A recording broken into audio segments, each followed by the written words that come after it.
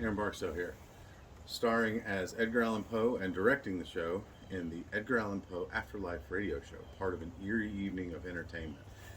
I just wanted to show you a couple of things that will be heard as part of the show.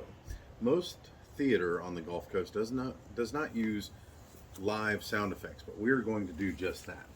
This is a creak box. It makes a creaking noise. That's it. That's why it's called a creak box. But this, well, let's just take a listen.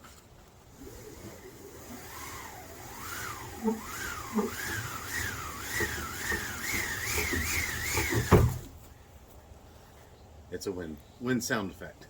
So there you go. Come out, check out what we've got going for you. October 27th through the 29th at the Performing Arts Center in collaboration with the Pascagoula High School Theater Department. See you at the show.